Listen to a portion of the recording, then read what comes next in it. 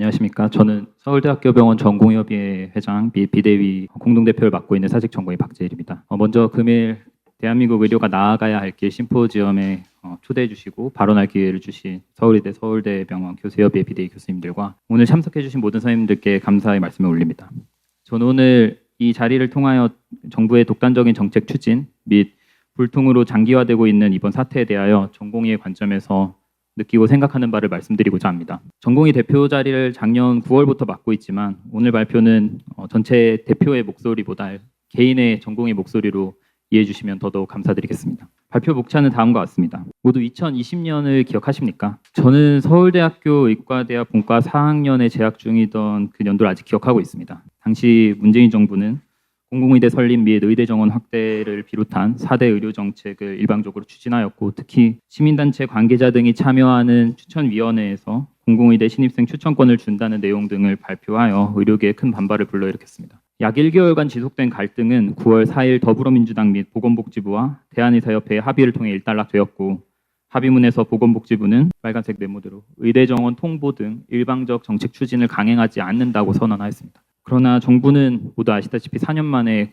국민과의 약속을 저버렸습니다. 의대 정원 문제를 논의하기로 했던 것은 의료현안협의체였으나 도중에 정부 의견이 일방적으로 반영될 수 있는 구조의 보건의료정책심의위원회로 논의기구를 변경하였고 의료 전문가와의 소통을 유명무실하게 만들었습니다. 최종적으로 정부는 앞선 발표에서도 언급해 주셨듯이 2024년 2월 1일 필수의료 패키지를 발표하였고 2월 6일 보건의료정책심의위원회에서 소속 위원들에게마저 의대 정원 2,000명 증원을 통보하면서 일방적인 정책 추진을 강행하였습니다. 이러한 정부의 행보는 4년 전 그 아픔을 겪고도 대한민국 의료의 중심에서 밤낮을 가리지 않고 근무하던 전공의들의 추가 수련 의지를 꺾기에는 충분하였습니다. 그렇게 2월 20일 기점으로 서울대병원을 포함한 전국 수련병원 전공의들의 개별 사직이 시작되게 되었습니다. 전공의는 다양한 정체성이 얽혀있는 어떻게 보면 굉장히 특별한 직군입니다.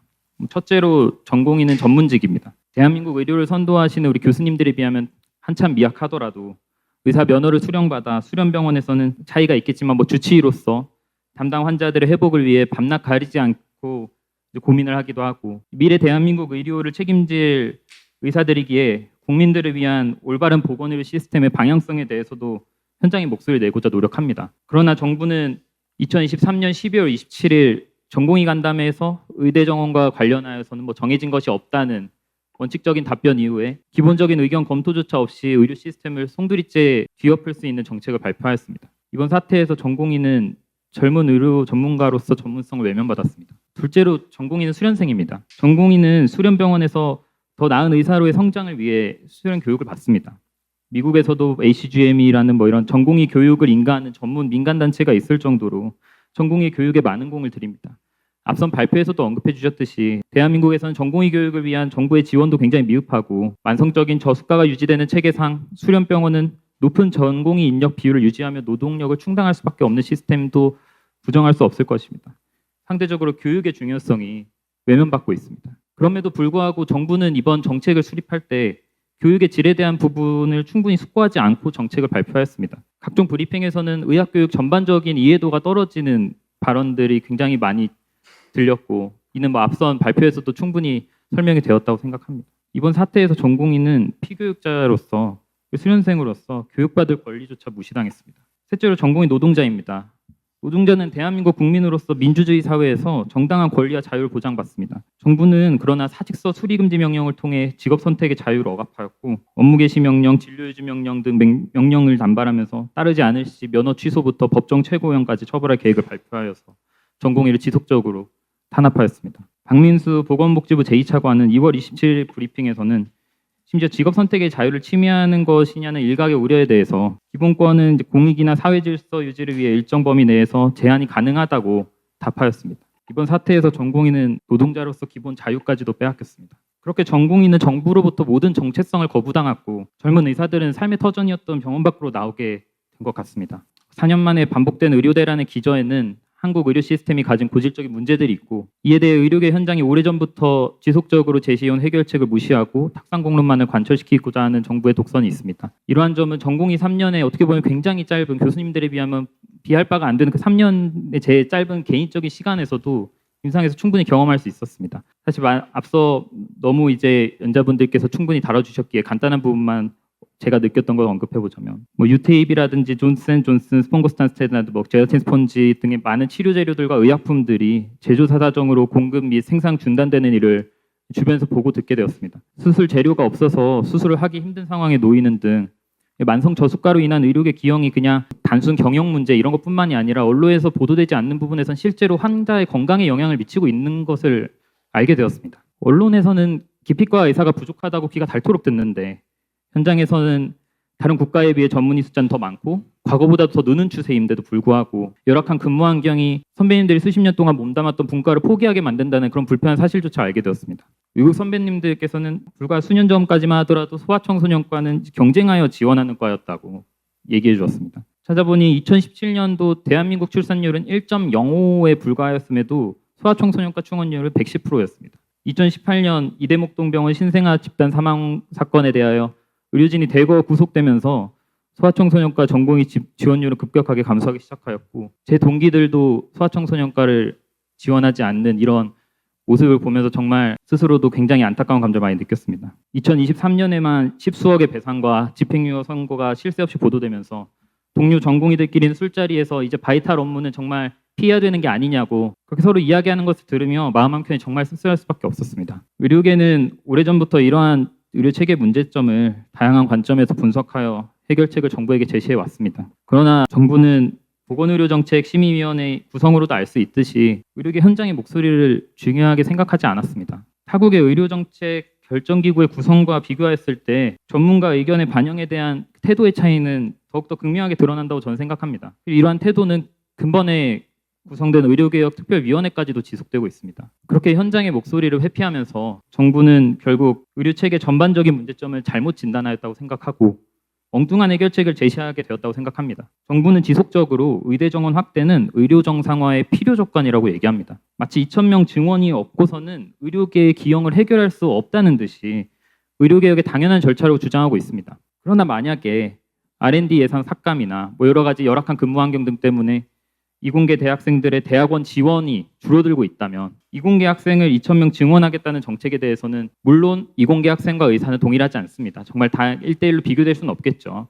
하지만 그 문제 인식에 대한 차이가 전 너무나도 극명하게 드러난다고 생각합니다. 국민의 눈과 귀를 가려서 국가의 기초과학 발전에 이바지하지 않는 이공계 학생들을 이기적인 집단으로 비난하고 기존 대학원생들이 기본적인 시스템의 정상화를 요구하려고 하니까 돈만을 밝히는 집단이다. 이러면서 국민들에게 이렇게 비판받고 있는 모습을 방관하고 있는 것이 정말 안타깝습니다. 언론에서는 이제 의대 정원을 조정하면 복귀할 것이냐 이런 질문을 수도 없이 받습니다. 근데 앞서 말씀드렸듯이 그런 현장의 목소리가 현장의 문제점에 대해서 이 잘못 해결하려고 치료법을 내세운 거에 대해서 거기서 조정을 하고 타협을 하는 것이 정말 맞는 완전히 그 치료에 대해서 이제 생각하는 관점 자체가 잘못되었습니다. 전 대학교 때부터 근거 중심 의학을 배웠습니다. 에비던스 베이스 메디슨.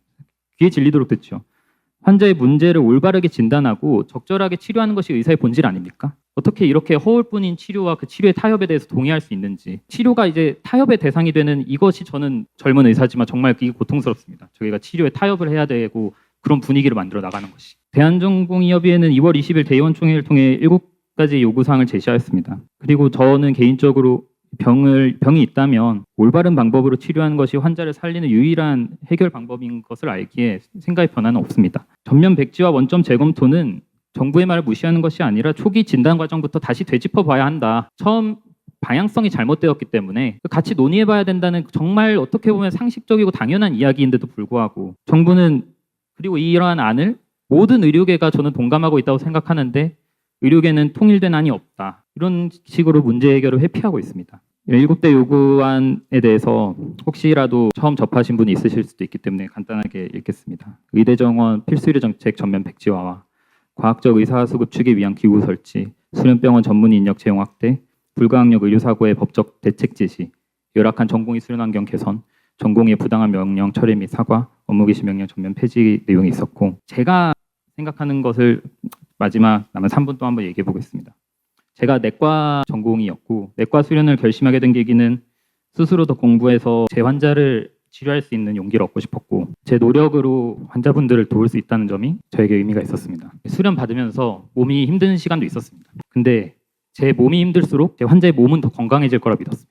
그래서 몸이 힘들다고 마음까지 힘들었던 적은 거의 없었습니다. 근데 간절히 노력해도 환자분이 나아지지 않는 게 정말 마음을 힘들게 하였습니다. 내과 1년차 때 주치의를 맡았던 환자분은 조혈모 세포 이식을 받고 호중구 수치가 오르지 않아서 장기 입원 중인 환자분이셨는데 매일 새로운 호중구 수치를 알려드릴 때마다 제 앞에서 계속 우셨습니다. 호중구 수치가 올라야 이제 잘 된 거고 퇴원을 하는 건데 오르지 않으니까 이제 맨날 우시면서 잘 공감하고 있는지 어떤 말을 더 해드려야 되는지 머릿속으로 계속 생각하면서 제가 신을 믿지 않지만 인생에서 처음으로 간절하게 기도까지 했었습니다. 한 달 동안 이제 환자분 베드 커튼을 앞까지 갔다가 커튼을 열지 못하겠어.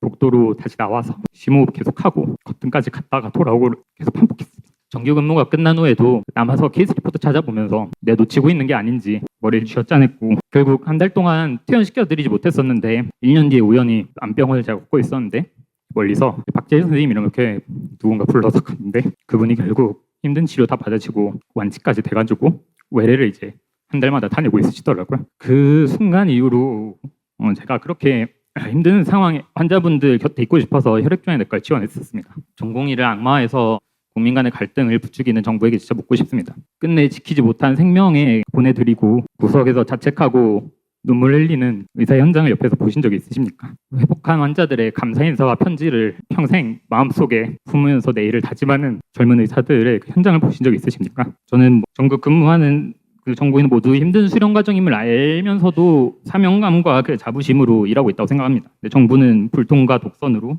의료계와의 신뢰를 관계를 망가뜨리고 있고 언론을 통해 전공의를 악마화하면서 국민과의 신뢰의 관계까지 깨버리고 있습니다. 현 사태가 지속될수록 저희는 앞서 말씀드렸듯이 전문가로서의 존중 상실, 취현생으로서의 교육 기회 상실, 근로자로서의 권리 부정까지 하루하루 병원에서 멀어지게 만들고 있습니다. 그동안 기형적이었던 것을 바로 잡고 국민들을 위한 의료개혁의 올바른 방향성이 무엇일까를 고민했었는데 지나고 나니 전 국민의 공공의 적이 되어버렸고 전공의들이 몸을 기댈 곳은 점차 사라지고 있는 것 같습니다. 이제로라도 정부가 의료 현장의 목소리를 대한민국 의료의 중심에서 고군분투하고 있는 진실된 의료인에게 나오고 있다는 것을 인정하고 진정한 의미의 의료개혁을 위해서 입장을 전면적으로 재검토했으면 좋겠습니다. 전공의들이 자부심과 긍지를 가지고 환자 곁에서 일할 수 있는 시스템을 만들어주십시오. 기피되는 과가 있다면 시스템을 개선해서 모든 전공의들이 소신껏 지원할 수 있는 그런 환경을 만들어주십시오. 의료 정책에 대하여 논의할 때 환자밖에 모르는 의사들과 동일한 수준으로 진정성 있는 모습으로 대해주시고 이 수십 년 동안 무너진 정부 의사 간의 이 신뢰를